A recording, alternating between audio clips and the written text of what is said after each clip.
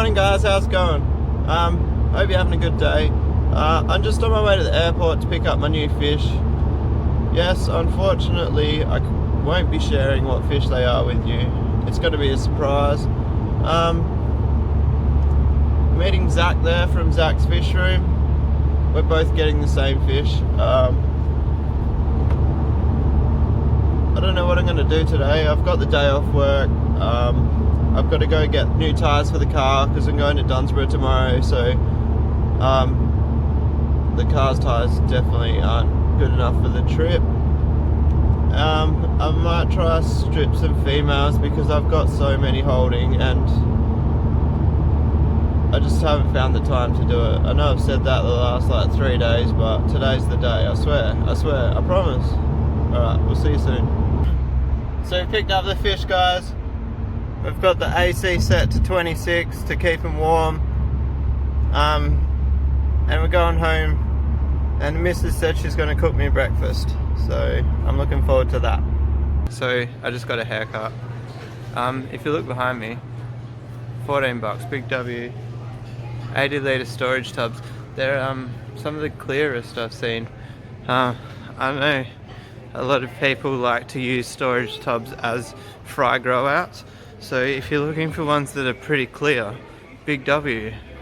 I would get some, but I don't have anywhere to put them.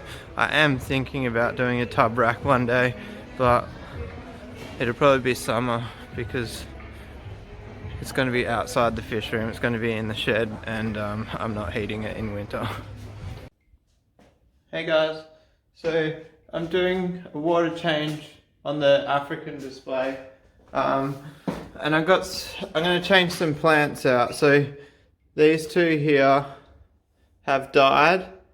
I can't remember the name of them, but when I have selected these plants, I had no idea whether they'll survive in water and reasonably hard pH as well. So let's look at what plants are going good. So this, I would say that's not doing well. Those three are the same. They might have to come out. These two, they're doing well. They're going to survive. These two up here are the same. That one and that one. I'm pretty sure they're going to survive. And these ones, these two on the side here are the same. I'm pretty sure they're going to survive. And this one here, I think that's going to survive. That's a fresh leaf on it. We'll see. My biggest problem at the moment is I haven't sorted the light out, which I've got the components for. I need a heat sink. So we'll pull these out. And you guys know I'm meant to be stripping fish right now and I got sidetracked. I'm pretty good at that.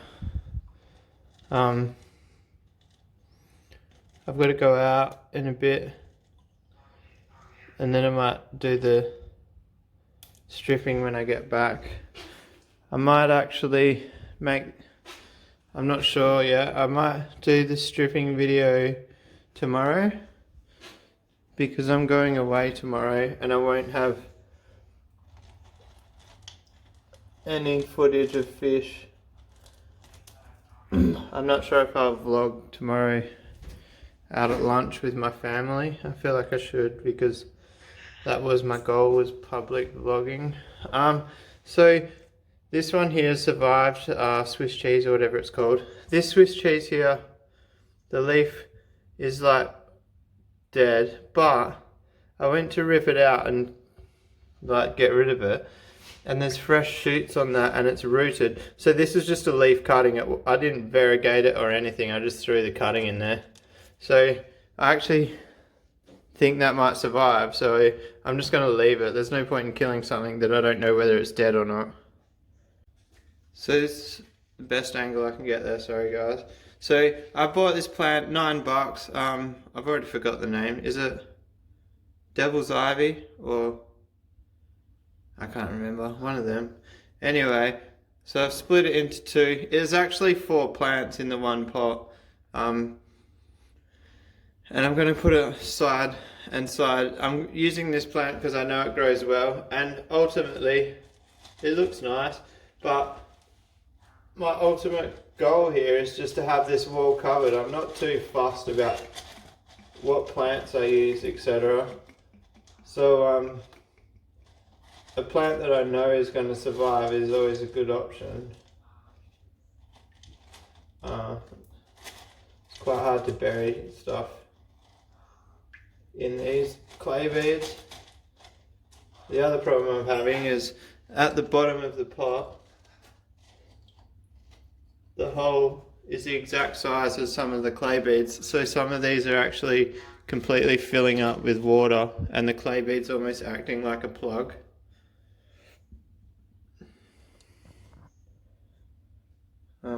This is quite difficult with the placement of my phone.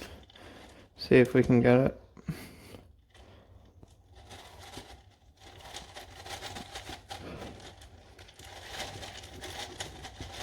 This one's a bit big. The other problem is, I know I'm probably going to end up having to put some bigger pots. I know these are going to get root bound in the pot size, but we'll see how they go for now. I don't want to put too much weight on the wall. I'm going to turn the camera off for this, guys. I need to move my phone. So guys, as you may have noticed, I get really distracted very easily. So I've decided to make the light. I've got all the components. I'm going to go with a square heatsink, and I'm going to go to work and I'm going to build like a little timber box, probably that matches the stand, so the light cover will match the stand. I'm not 100% sure yet, but I think that's my plan. I don't know whether I'm going to hang it from the ceiling or make a bracket that hangs off the tank, but we'll just get the light running for now and see how it goes. So I've watched a few YouTube videos. I thought I would have to glue it on the heatsink first and then solder this because I'm worried about overheating the LED chips, but Google says no. So I don't even know if my soldering iron's hot enough yet. Yeah. So you just hold on here, a little bit of solder, and you've just got to wait until the solder starts to hit the board, until the board gets hot enough.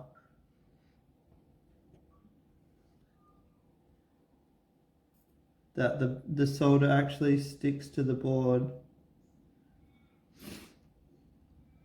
So it's not the neatest job, but it's my job. See, I had my wallet sitting there. Well, that's stuck to the bench. So then the main thing I find with soldering, I'm definitely not a pro, but it's about the prep.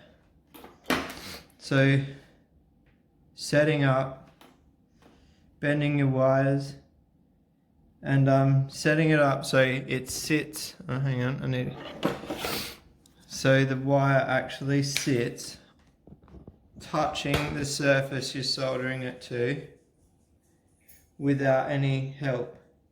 So see, I've got this wire bent, curved that way, and then the tip, I've actually got it bent up a bit.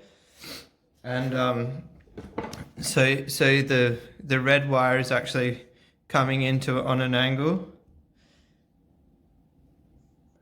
and that gets, oh well, it's not going to work this time. Here we go. There's actually a bit of water on the bench for some reason. Alright, there. So now, while it's holding it in position, the wire is actually touching where I need it to. I really should have cleaned up my soldering iron before doing this, but you get that. It's only got the tiniest little bit on it. I forget what it's called. the process of setting it up.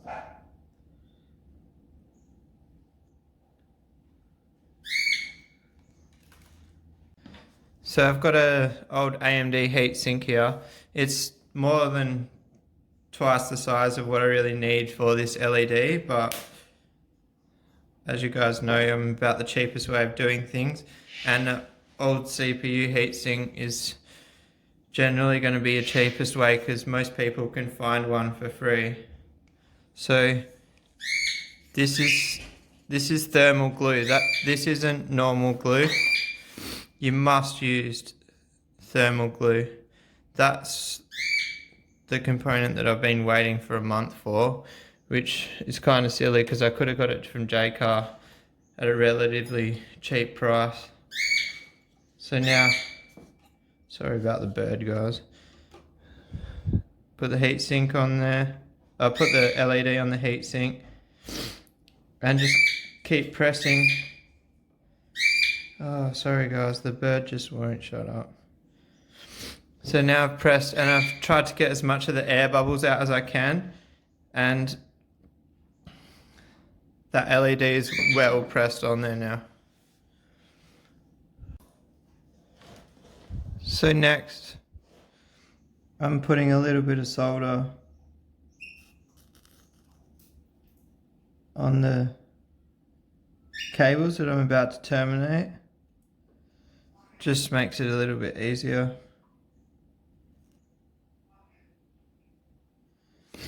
No loose wires when you're sticking them into the transformer. I've already put the power supply wires in. It's pretty straightforward. This has got, where am I? This has got like positive, negative, in, out, and then on the power pack, where is it? There. See, it's got the inside wire is positive and the outside wire is negative. So it's all pretty self-explanatory. So when hot melt fails, I got the super glue out. I know hot melt would have been a better option than super glue, but this is literally just to make it neat, so it's not actually to help in any way. I don't know if this is actually going to stick.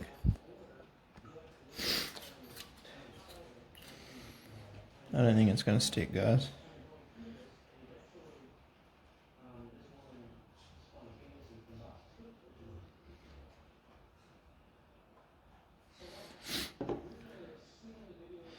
It's not like it's getting thrown around, it's going to be stationary. So if I can just get it to stick a little bit, it'll be there for life.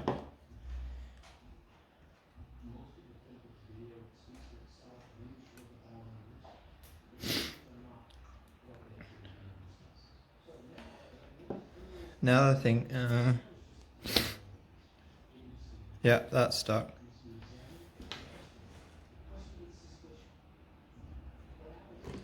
So I'll just hold that there for a second, guys, and I'll get back to you.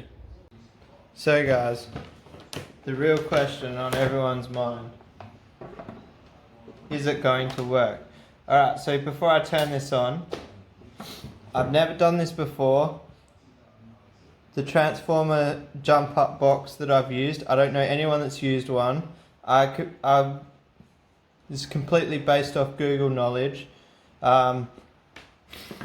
Obviously I'm using an old power pack, a computer heatsink. This whole setup cost me $25. It's a 50-watt light, so it was an experiment. If it doesn't work, I won't be completely bummed, but I will still post this video if it doesn't work. Alright, let's go. Alright. So, good news is it turns on, but the brightness is quite low.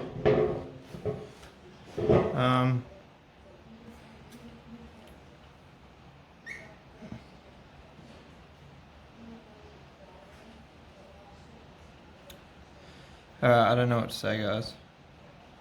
I'm gonna turn the camera off and have a play. Alright guys, I figured it out. The transformer thing was adjustable. So alright, and come on, tell us. Look into it. Yeah, she's going all shy. Look into it and tell me what you think when I take my hand off. What do you think? So bright. Can you look at it? No. Alright, so as suspected, this light is probably a bit brighter than I need. I actually can't look at that, so... Oh, Jesus. That little screw there. Yes, I'm using a knife because my screwdrivers don't fit. So... I can wind it up and down. Oh, that's not spinning. So we can wind it down. You probably can't tell in the video, but that's turned all the way down. That's probably not bright enough for the fish tank, and when you get it that low it starts to flicker. I really need to, oh actually, so I just thought of something. I really need to put a voltmeter on it. I don't have one. So we've got it working. Don't judge me, but I've got a stool sitting on the top bracing and the light is on there. I had it turned up a bit higher than this and it started smoking, so I've turned it down quite a bit. I think it's bright enough. I think if I wanted to run it at full power, I'd either need a bigger heat sink or put a fan on it. I might have a chat to somebody I know that's done this before. Yeah, I think I was just trying to put too much power through it. But I think that's bright enough. The fish are all hiding because I've just cleaned the front glass. And one thing I hate about this tank, you can see it over here, because I've got the argonite substrate in there. If I ever overflow it, it drips down and it leaves lines. There's still some here. That's not scratching, that's calcium, and it's so hard to get off. I went to grab a Stanley blade out of my tool bag, but I couldn't find one. Okay guys, so I'm going to wrap today's video up there. I do still have to strip some females, which I plan on doing today, but I'm going to put that in tomorrow's video. I'm really happy with how this light looks. I do want to get it a bit higher when I make a proper bracket, so I can get a bit more spread in the tank. I don't know if you can see it in the video, the spread's a bit small. I love the ripple effect. That's why I've gone for one big LED rather than 3 smaller ones. That ripple on the background is exactly what I was going for. I'm hoping the reflection off the water is enough for the plants to grow, so even though there's no plants in this tank, this light will probably be running on like an 8-hour schedule. I probably won't do that for a while. I'll only run it when I'm home, just because I want to make sure it doesn't get too hot, etc. So I'm going to wrap it up there, guys. If you like what you saw, hit like, hit subscribe, and I really appreciate all the support. I'll catch you guys tomorrow.